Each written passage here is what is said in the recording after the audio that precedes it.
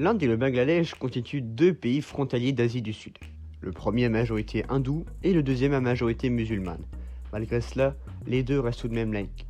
Une histoire complexe entre amitié et conflit les alliés depuis des décennies. En mars dernier, nous avons pu observer les 50 ans de l'indépendance bangladaise au Pakistan, où l'Inde a joué son rôle. Un anniversaire non sans trouble et qui permet de rappeler les tensions frontalières qu'ont subies ces deux nations, notamment avec la construction d'un mur par l'Inde mesurant quelques milliers de kilomètres sur la 6e plus longue frontière du monde. Nous pouvons donc nous questionner quels enjeux entourent ce mur qui semble oublié de tous. Nous verrons ainsi dans un premier temps l'aspect historique ayant mené à cette situation, puis ce qu'il en est à l'échelle locale, et enfin les tenants et aboutissants concernant le phénomène. Le sous-continent indien a, depuis des siècles, été divisé entre populations hindoues et musulmanes, des suites d'invasions successives des Arabes, puis des Afghans et des Moghols, ainsi que du commerce venu du Moyen-Orient. Mais c'est au XIIIe siècle que le Bangladesh se convertit, de manière collective, à l'islam. Le Royaume-Uni s'empare de la région par divers biais dès le XVIIe siècle pour finir au XIXe siècle avec la formation réelle de la Raj britannique. Jusqu'en 1947, cette colonie réunit le Pakistan, l'Inde, le Bangladesh et la Birmanie dans un seul et même pays. C'est un État multiprincier qui a vécu de nombreux troubles. En 1947, la Raj est dissoute. L'avocat britannique Sir Radcliffe définit la frontière appelée ligne Radcliffe, qui, on s'en rendra compte peu après, fut désastreuse pour les populations locales. Le Pakistan naissant possède alors également le Bangladesh, appelé Pakistan oriental, le pays ayant voulu se former sur la base exclusive de la religion islamique. Seulement, les Bangladais commencent à s'identifier en tant que Bengali avant d'être musulmans, en sus d'influences occidentales qui construisent une singularité régionale, à base de laïcité et de démocratie. Après une guerre de libération de la région en 1971, soutenue militairement par l'Inde, le Bangladesh devient indépendant. Depuis la dissolution de la Raj, l'immigration bangladaise existe. Au début, ce furent les hindous du Pakistan oriental qui allaient dans l'Union indienne, et inversement pour les musulmans. Le motif d'immigration était alors religieux. Seulement, elle continue après l'indépendance. On estime ainsi, depuis 1970, que 20 millions de Bangladais ont immigré en Inde. La raison d'une telle immigration réside dans le laxisme du gouvernement indien, dans les contrôles administratifs à la frontière, ainsi que l'absence d'administration centralisée. Ainsi, des milliers de Bangladais transitaient en Inde pour travailler et revenaient chez eux tout aussi légalement. Parallèlement, un commerce était développé et profitait aux Bangladais portant les marchandises à travers la frontière. En 1979, un mouvement étudiant appelle à l'arrêt de l'immigration bangladaise et prend tant d'importance qu'il mène au massacre de Nelly, où de 2000 à 5000 Bangladais sont tués par des militants. Si les persécutions que subissent les Indiens musulmans sont connues de tous, il ne faut pas oublier que les Bangladais hindous restent vulnérables aux crimes perpétués par leurs compatriotes. Il existe donc des tensions religieuses au sein des deux pays, cela va sans dire qu'elles sont exacerbées à la frontière. La frontière mesure, selon l'Institut Manohar Parrikar, 4096 km. Composé de briques et d'une double rangée de barbelés, le mur est bâti entre 1996 et 2013 pour un coût total de 4 milliards de dollars. Son but est de lutter contre l'infiltration terroriste, l'immigration clandestine, la contrebande et les attentats perpétués par les séparatistes.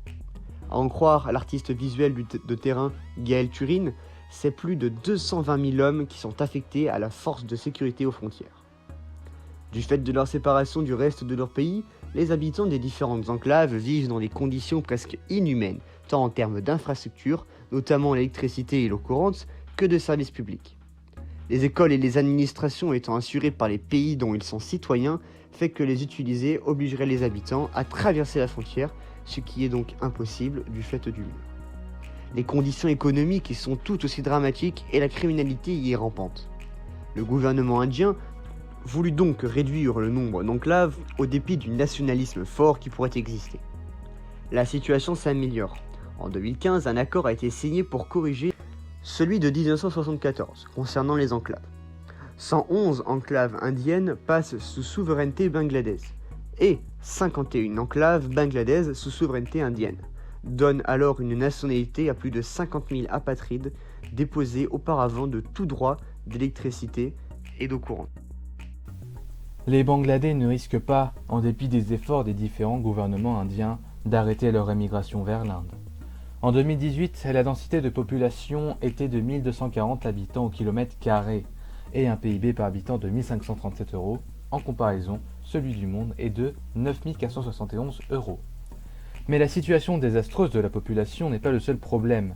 Le Bangladesh abrite l'embouchure des deux des plus grands fleuves du monde, le Brahmapoutre et le Gange.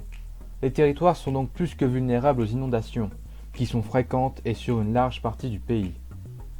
Avec les changements climatiques, le pays risque donc de se faire submerger. Il est donc normal que des millions de Bangladais souhaitent fuir.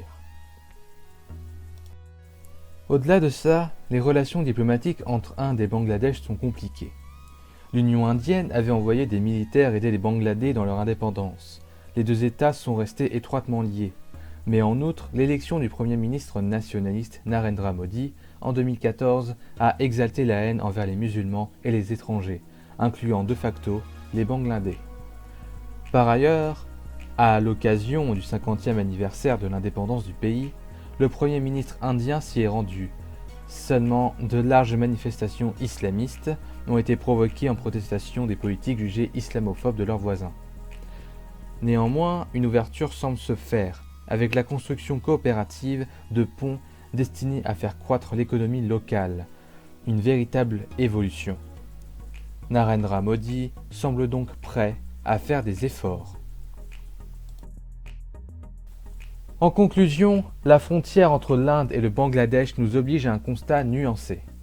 L'histoire des relations entre les deux pays ne présageait pas qu'une telle situation arrive, mais l'immigration de masse a mené les gouvernements indiens à agir par la construction dudit mur, exacerbant les tensions entre populations et occasionnant diverses tensions, en sus des nombreux morts causés par les troupes indiennes.